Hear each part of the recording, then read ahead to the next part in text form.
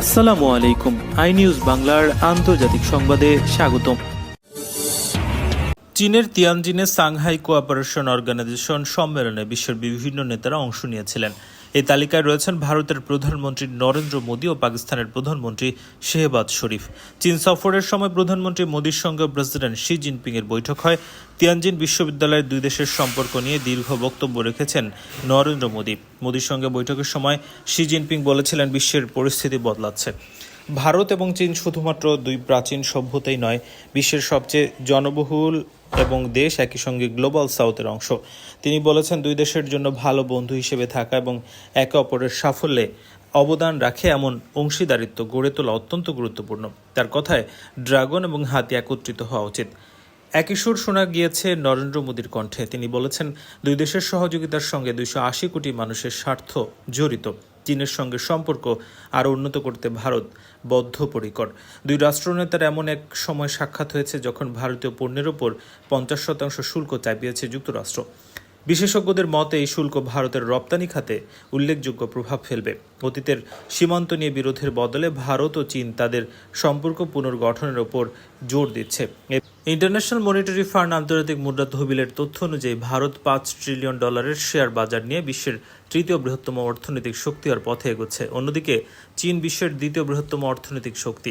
Beijing ভিত্তিক ওসেয়া অ্যাডভাইজারির প্রধান নির্বাহী চি আন লিউ বলছেন, চীন ও আমেরিকার সম্পর্ককে বিশ্ব অনেকটাই গুরুত্ব দিয়েছে।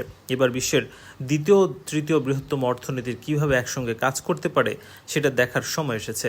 তবে ভারত ও চীনের মধ্যে দীর্ঘদিনের অমীমাংসিত সীমান্ত বিরোধ থাকার কারণে দুই দেশের মধ্যে বন্ধুত্বপূর্ণ সম্পর্ক গড়ে তোলার পথে একটা বড় চ্যালেঞ্জ বলেই মনে করেন বিশেষজ্ঞরা। এশিয়া ডিকোড নামক অর্থনীতিবিদ ও গবেষণা প্রতিষ্ঠানের প্রতিষ্ঠাতা প্রিয়াঙ্কা কিশোর বলছেন, দুই দেশের মধ্যে সরাসরি ফ্লাইট চালুর বিষয়ে ইতিমধ্যে ঘোষণা করা হয়েছে। এছাড়া ভিসা আরও শিথিল করা যেতে পারে এবং অন্যান্য ব্যবসায়িক চুক্তিও হতে পারে।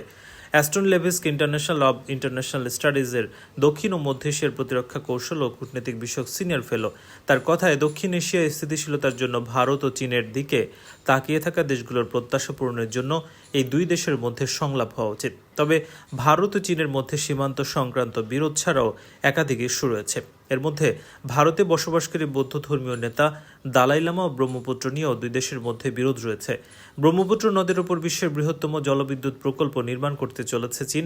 ভারত এতে খুশি নয়। একইভাবে পেহেলগাম হামলার পর ভারত ও পাকিস্তানের মধ্যে যে উত্তেজনার পরিস্থিতি তৈরি হয়েছে সেটাও এই সম্পর্কের জন্য একটা চ্যালেঞ্জ। সাম্প্রতিক সময়ে প্রতিবেশী দেশগুলোর সঙ্গে ভারতের সম্পর্ক খুব একটা ভালো নয়। অন্যদিকে পাকিস্তান, বাংলাদেশ, শ্রীলঙ্কা ও আফগানিস্তানে বড় বাণিজ্যিক অংশীদার হয়ে উঠছে চীন। রাশিয়ার প্রেসিডেন্ট ভ্লাদিমির পুতিন সহ প্রায় বিশ্বের বিভিন্ন নেতা এসসিও বৈঠকে উপস্থিত ছিলেন। কিন্তু এত কিছুর পরও ভারত ও পাকিস্তানের সামাজিক মাধ্যমে এই নিয়ে তুমুল আলোচনা হচ্ছে যে ওই দুই দেশের মধ্যে কে চীনের কাছে বেশি গুরুত্ব পেয়েছে। তিয়ানজিন বিমানবন্দরে অবতরণের পর সামাজিক যোগাযোগ মাধ্যমে বেশ কয়েকটি ছবি পোস্ট করে প্রধানমন্ত্রী মোদী লিখেছেন, এসসিও সম্মেলনের ফাঁকে বেশ কয়েকটি দেশের নেতাদের সঙ্গে দেখা করার অপেক্ষায় রয়েছে। শেহবাজ শরীফের একটি ছবি তার এক্স হ্যান্ডেল থেকে পোস্ট করা হয়েছে। ওই পোস্টে উল্লেখ করা হয়, প্রধানমন্ত্রী তিয়ানজিনে এসসিও সম্মেলনে যোগ দেবেন এবং বেইজিংয়ের দ্বিতীয় বিশ্বযুদ্ধে ফ্যাসিবাদের বিরুদ্ধে বিজয়ের 80তম বার্ষিকী উদযাপনে অংশগ্রহণ করবেন।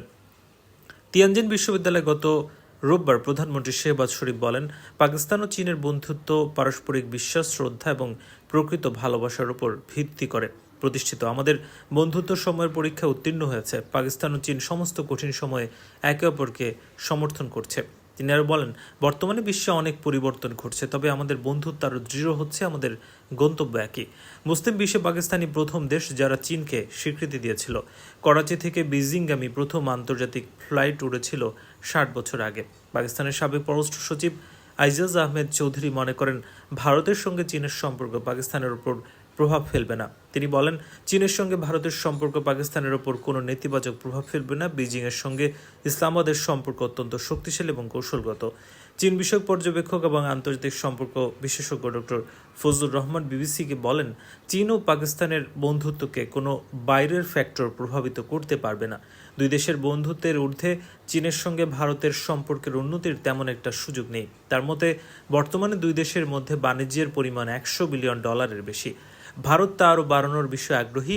পাশাপাশি চীন থেকেও প্রযুক্তি হস্তান্তরের বিষয়েও আগ্রহ দেখিয়েছে ভারত। এ প্রসঙ্গে পাকিস্তানের সাবেক পররাষ্ট্র সচিব জোহর সলিম অন্য একটি বিষয় ব্যাখ্যা দিয়েছেন। তিনি বলছেন, প্রধানমন্ত্রী মোদি কিন্তু এর মধ্যে বহু বছরে এসসিও বৈঠকে যোগ দেননি, পরিবর্তে তার মন্ত্রীদের মধ্যে কাউকে এই বৈঠকে যোগ দেওয়ার জন্য পাঠিয়েছেন।